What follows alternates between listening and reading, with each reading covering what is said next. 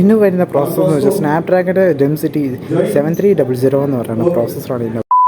അപ്പോൾ ഗൈസ്, ഇത് കാണുന്നതാണ് ഐക്യൂൻ്റെ പുതിയ ഫോണായ Z9s എന്ന് പറയുന്ന ഫോൺ. അപ്പം ഈ ഫോണിന് 2 കളർ ടൈപ്പ് ഉണ്ട്.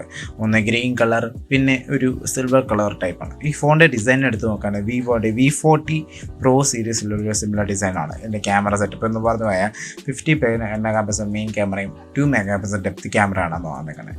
അപ്പം ഫോൺ ഇനിഷ്യലി യൂസ് നമുക്ക് നോക്കാം, ക്ലിക്കി സ്മൂത്താണ്, ഒരു ലാഗോ ഒന്നും ഇല്ലാതിരിക്കുന്നു. അപ്പം നമുക്ക് ഇതിൻ്റെ അത് എക്സ്പീരിയൻസ് ചെയ്യുമ്പോൾ ഇതിൻ്റെ 120 ഹെർട്സിൻ്റെ കർവ് ഡിസ്പ്ലേ ആണ് എൻ്റെ കൂടെ വിവോ ഇട്ടേക്കുന്നത് C9+ തന്നെ. ഇതിൻ്റെ പ്രോസസ്സർ എന്ന് വെച്ചാൽ മീഡിയ ടെക്കിൻ്റെ ഡെൻസിറ്റി 7300 എന്ന് പറഞ്ഞ പ്രോസസ്സറാണ് എൻ്റെ കയ്യിലിരിക്കുന്ന ഫോൺ വേരിയൻ്റ് എന്ന് വെച്ചാൽ 12GB റാമിൻ്റെ ഒരു ഫോണാണ്. 12GB 256 വേരിയൻറ്റിലുള്ളൊരു ഫോണാണെങ്കിൽ എൻ്റെ കൈ കിട്ടിയേക്കുന്നത്. അപ്പോൾ നമുക്ക് ഇനിഷ്യൽ കാര്യം ക്യാമറ കാര്യത്തിൽ നമുക്ക് നോക്കാം. നമ്മൾ വീഡിയോയുടെ കാര്യത്തിൽ നമുക്ക് 4K 60 ഫ്രെയിംസ് സെക്കൻഡിലും ഫ്രണ്ട് ക്യാമറയിൽ 1080p 13 ഫ്രെയിംസ് പെർ സെക്കൻഡിലാണ്. ഇതാണ് ഫോട്ടോ സാമ്പിൾസ്. അപ്പോൾ ഇതാണ് വീഡിയോ സാമ്പിൾസ്.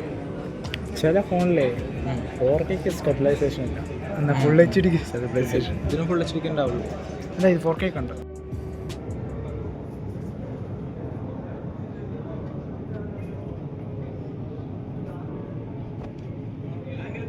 അത്യാവശ്യം നല്ല ക്വാളിറ്റി ഉള്ള ഒരു വീഡിയോസാണ് നമുക്ക് ഈ ഒരു പ്രൈസ് റേഞ്ചിൽ കിട്ടുന്നത്.